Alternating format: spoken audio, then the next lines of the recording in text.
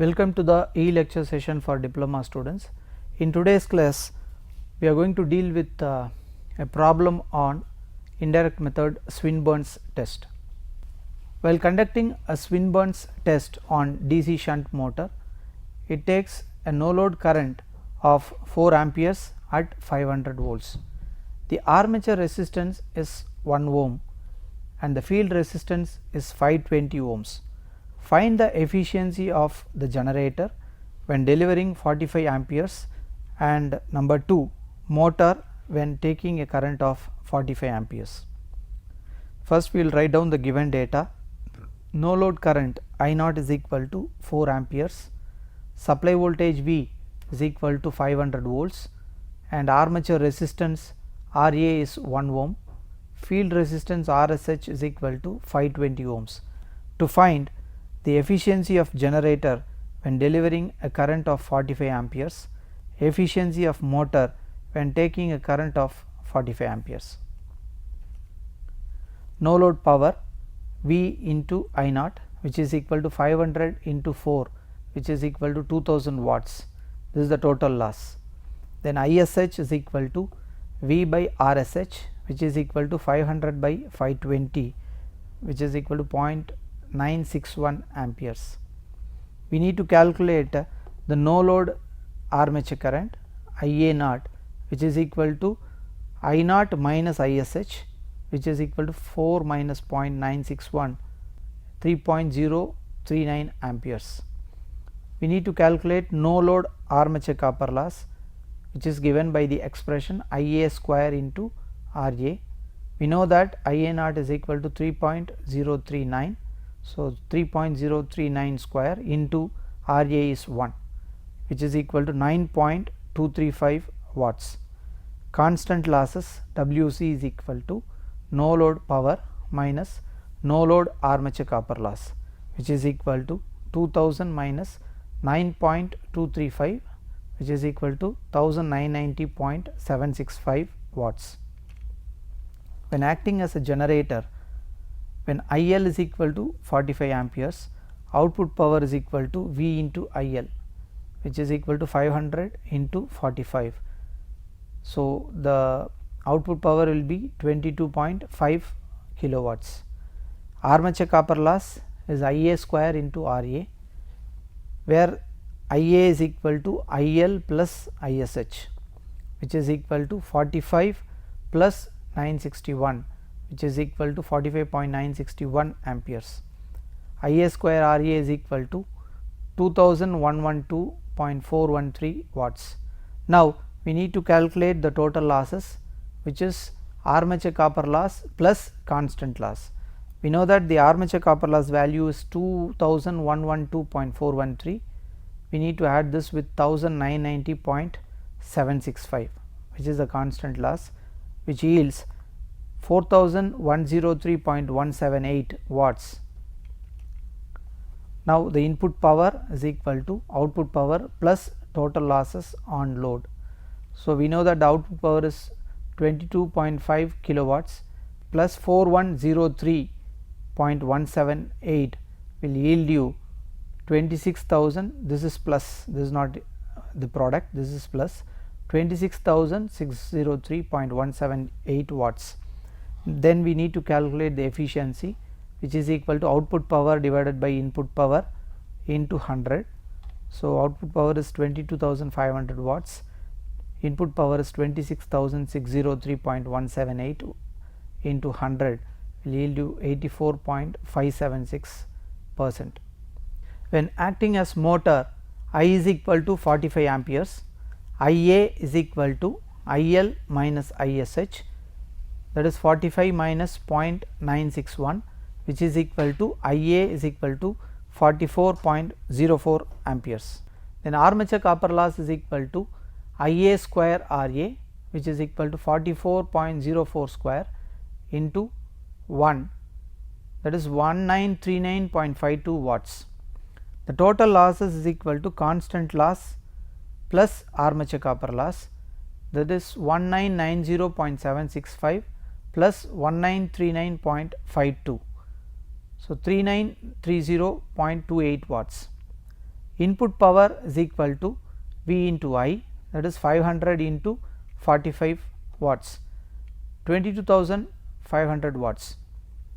Output power is equal to input power minus total losses, that is 22,500 minus 3930.28, which is equal to 18,569.72 watts. The efficiency is equal to output power divided by input power into 100. So, 18,569.72 divided by 22,500 into 100 will give you 82.53 percentage. Percentage efficiency as a generator is equal to 84.576 percentage. Efficiency as a motor is equal to 82.53%. Applications of DC shunt motor. A DC shunt motor has a medium starting torque. Speed regulation is about 5 to 15%. It is used essentially for constant speed applications requiring medium starting torques such as centrifugal pumps, fans, blowers, conveyors, machine tools, printing press, etc. DC series motor. A DC series motor has very high starting torque up to 5 times the full load torque. For drives requiring a very high starting torque such as hoist, cranes, bridges, battery powered vehicles and traction type loads, the DC series motor is the obvious choice. Then DC compound motor. A compound motor has a considerably higher starting torque compared to a shunt motor and possesses a drooping speed load characteristic. DC compound motors are used for pulsating loads needing flywheel action, plunger pumps, shears, conveyors, crushers, bending rolls, punch presses, hoist, rolling mills, planing and milling machines, etc. Single phase transformers. Let us move on to the next topic. The main advantage of alternating currents over the direct current is that the alternating currents can be easily transferable from low voltage to high voltage or high voltage to low voltage. The alternating voltages can be raised or lowered as per requirements in the different stages of electrical network as generation, transmission, distribution and utilization. This is possible with a static device called transformers. The transformer works on the principle of mutual induction. It transfers electrical energy from one circuit to the other when without any electrical connection between the two circuits. Thus, we can define a transformer as follows. The transformer is a static device in which an electrical power is transformed from one circuit to another with a desired change in voltage and current without any change in the frequency. The use of transformers in a transmission system is shown in figure 3.1. Here you can see, so this is a generating station where the electrical energy is being generated, and then you have a transformer here which is basically a step up transformer. We can transform 11 kilovolt voltage into 440 kilovolts before transmission. So, this is where the electrical energy is produced and this is the portion where it is going to be transmitted. So, suppose if you transmit this power, electrical power as such as 11 kV, so the main disadvantage is that the power loss associated with the transmission line. So, it is I square R losses. So, whenever the voltage is transmitted at the reduced level, say for example 11 kilowatts, the current will be much higher, I will be very high. So, because of that the I square R losses will be very high, because the distance between the generating station and the distributing center is much higher in terms of kilometer, say for example 1000 kilometers from this point to this particular point. So, the resistance value is much higher. So, whenever you transmit the voltage at a lower value, what will happen, this I square R loss will be much higher. Instead of that, at the starting point near the generating station, it has to be stepped up to a much higher value from 11 kV. So, we need to employ a transformer of 11 kilovolt by 440 kilovolt. It is a step up transformer which translates the voltage from 11 to 440. Then now what happens, with the same power, the power is not changed. On the primary side the power is same, the secondary, on the secondary side also the power is same. The only thing is voltage is getting translated. So, once the power is constant, the other variable quantity is the current. So, once you step up the voltage to 440, the current amount will be reduced, the magnitude of current will be reduced. So, once it is reduced, this I square R loss will be reduced. So, before transmission you have a transformer here which will translate a low voltage to very high voltage, and then it is transmitted over a very long distance. Once the distribution center is needed is reached, what happens, you need to step down the voltage level, that is 440 kilovolt, to a much lower value of 230 volts or 11 kV based on the requirement. So, for this purpose we make use of a step down transformer, here step down transformer. So, and it is given to the industrial customer. So, if the customer is industrial, it is 11 kV, if the customer is a domestic one, it is 230 volts, etc. The principle of mutual induction states that when two coils are inductively coupled and if current in one coil is changed uniformly, then an EMF gets induced in the other coil. So, this is the basic structure of the transformer. So, here this is called as, so this is your input supply voltage, that is AC supply, and this is the primary winding, this is the secondary winding, and this is the core, this is the core, a laminated one. Now, the principle of mutual induction states that when two coils are inductively coupled and if current in one coil is changed uniformly, then an EMF gets induced in the other coil. This EMF can drive a current when a closed path is provided to it. The transformer works on the same principle. In its elementary form, it consists of two inductive coils which are electrically separated but linked through a common magnetic circuit. The two coils have high mutual inductance. The basic transformer schematic diagram is shown in figure 3.2.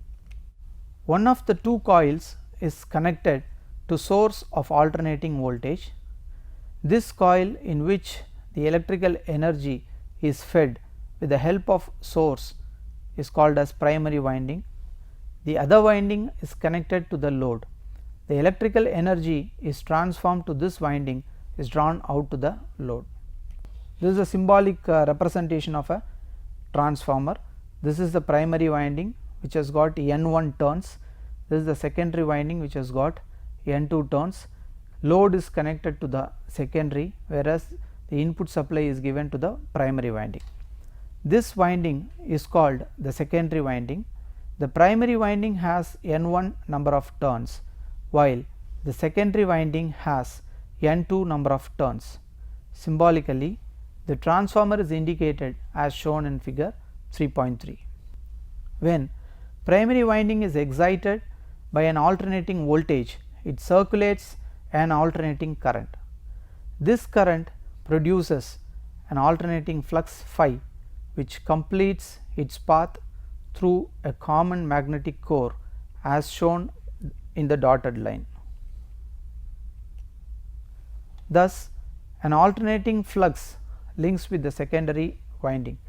As the flux is alternating, according to Faraday's law of electromagnetic induction, mutually induced EMF gets developed in the secondary winding. If now when load is connected to the secondary winding, this EMF drives a current through it. Thus, without any electrical contact between the two windings, an electrical energy gets transferred from primary to the secondary in this manner.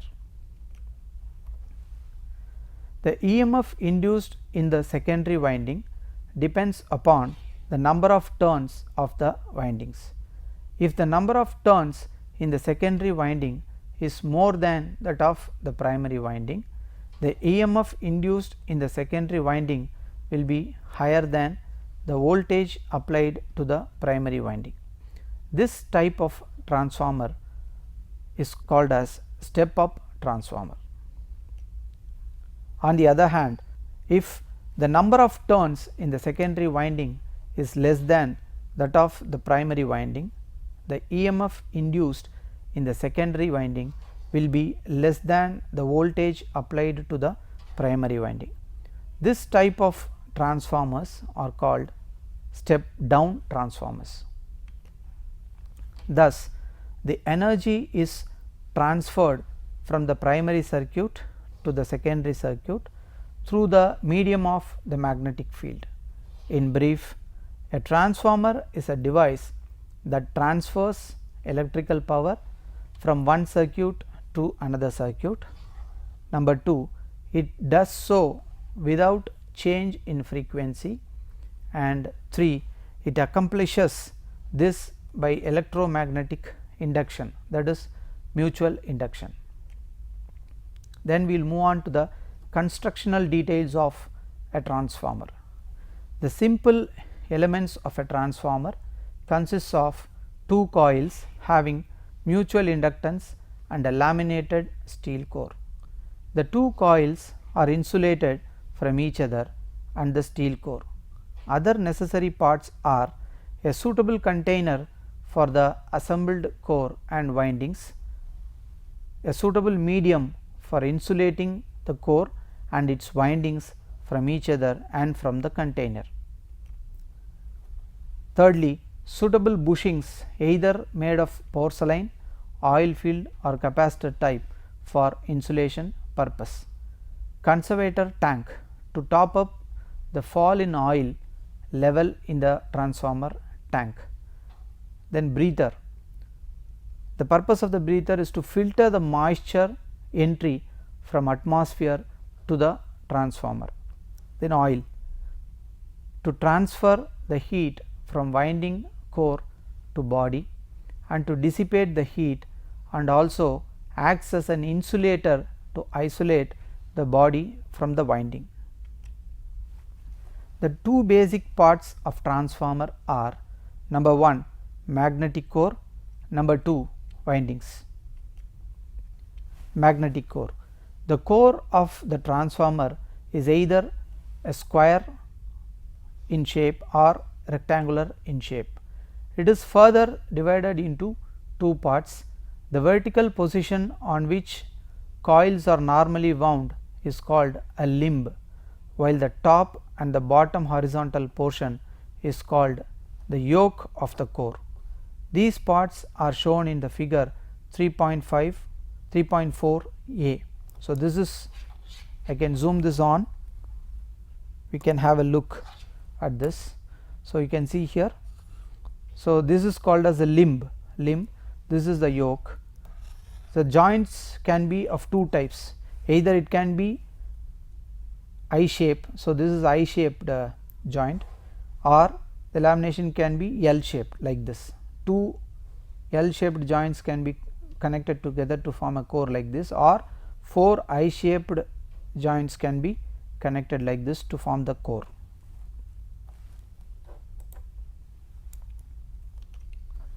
Core is made up of many laminations. Because of laminated type of construction, eddy current losses get minimized. Generally, high grade silicon steel laminations, that is 0.3 to 0.5 mm thick, are used. These laminations are insulated from each other by using insulation like varnish. All laminations are varnished. Laminations are overlapped so that to avoid the air gap at joints.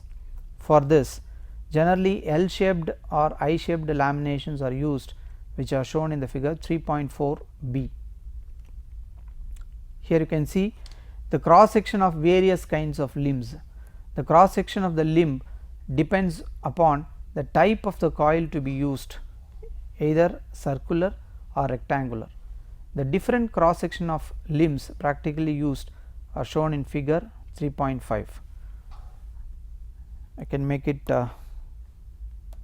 so this is rectangular shaped, so this is square shaped limb, this is called as cruciform shaped limb, this is 3-stepped cruciform. Square, cruciform and 3-stepped cruciform are employed only for larger transformer ratings, whereas rectangular is used for small transformer ratings. Then we will move on to the types of transformer windings. The coils used are wound on the limbs and are insulated from each other. In the basic transformer shown in the figure 3.2, the two windings wound are shown on two different limbs, that is the primary on one limb while secondary on the other limb. But due to this, the leakage flux increases, which affects the transformer performance very badly.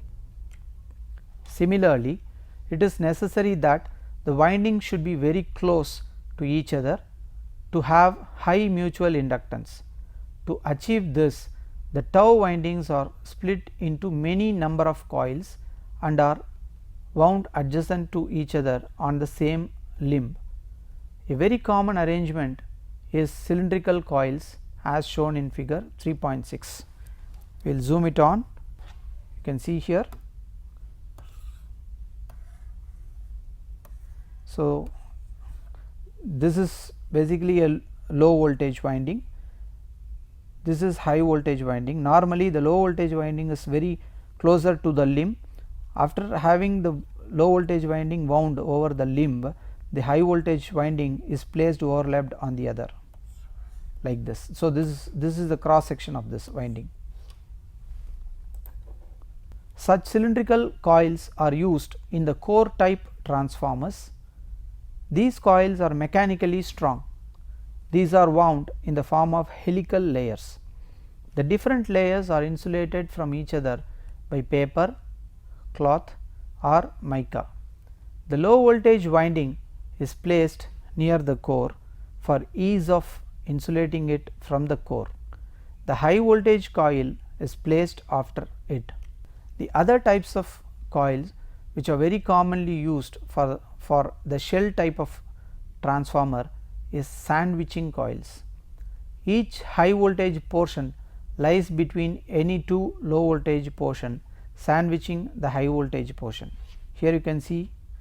So, here is the high voltage portion which is sandwiched by two low voltage coil portions above and below. Similarly, here there is one high voltage portion sandwiched between one low voltage coil portion and the other low voltage coil portion. Such subdivision of windings into small portion reduces the leakage flux. Higher the degree of subdivision, smaller is the reactance. The sandwich coil is shown in figure 3.7. The top and bottom coils are low voltage coils. All the portion are insulated from each other by paper. This is a core type transformer. This is a representation of core type transformer. Here you have low voltage insulation first and then high voltage insulation and then high voltage winding. It has a single magnetic circuit. Core is rectangular in shape of uniform cross section. It consists of two vertical limbs and a horizontal yoke connecting two limbs. Coils used are of cylindrical type. Number 4, coils are wound in helical layers insulated from each other on two limbs. Number 5, low voltage coils are placed inside near the core, while high voltage coils surround the LV coils. Number 6, windings are uniformly distributed over the two limbs, so that natural cooling is more effective. 7, in order to minimize the leakage flux, half the primary winding and half the secondary winding are placed concentrically on each limb. Now, let us move on to the construction of shell type transformer. So, this is a representation of shell type transformer. The difference between shell type and core type is you have a central limb in the shell type transformer. So, you can see here is a low voltage winding, center is a core, and then here is a high voltage winding. The magnetic circuit is divided into 2 or more parts, and the core has 3 limbs, unless unlike your the previous transformer. In the previous transformer we have only 2 limbs. Here the core has 3 limbs. Both HV and LV windings are placed on the central limb. Coils used are multi-layer disc type or sandwich type. HV coils are placed between LV coils. LV coils are near to the top and bottom of yokes. For low capacity rating, shell type transformer is normally preferred. Windings are surrounded by the core, so natural cooling does not exist. Now, we will move on to the very important topic of transformer, which is the EMF equation of transformer.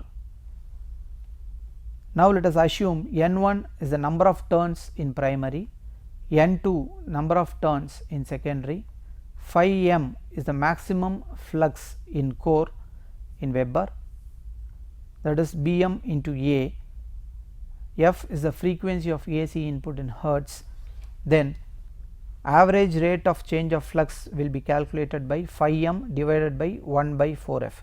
This is because as the flux increases from its 0 value to maximum value phi in 1/4 of the cycle, we have the time limit is equal to 1 by 4f. So, this is your frequency.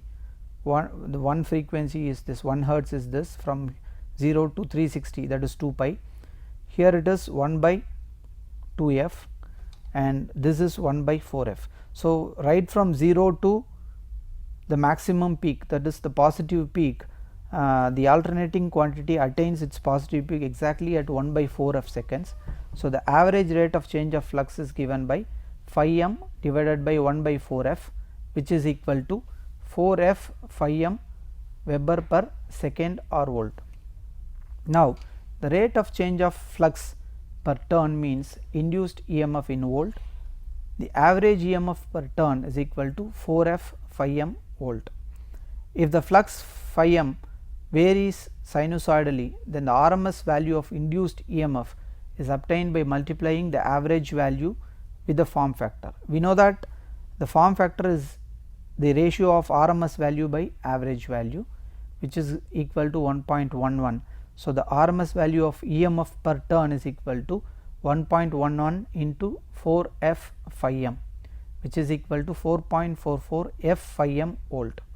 Now, the RMS value of induced EMF in the whole of primary winding is equal to induced EMF per turn into number of primary turns. We know that the number of primary turns is assumed to be N1. So, we need to multiply that N1 with the 4.44 f phi m volt. So, E1, that is the EMF induced in the primary, will be given by 4.44 f N1 phi m, which is equal to 4.44 f N1 Bm A. Now, I am substituting B into A for magnetic flux.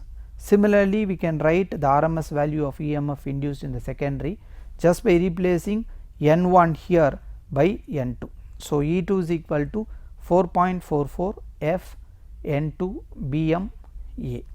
So, before concluding this session, we will have a quick recap of whatever we have learnt in this session. We have done few problems on Swinburne's test. We have gone through the applications of various DC motors available in the market. Then we have got the introduction of transformer. then a step up transformer, step down transformer, and various types of transformers, and finally ended up with EMF equation of a transformer. Thank you.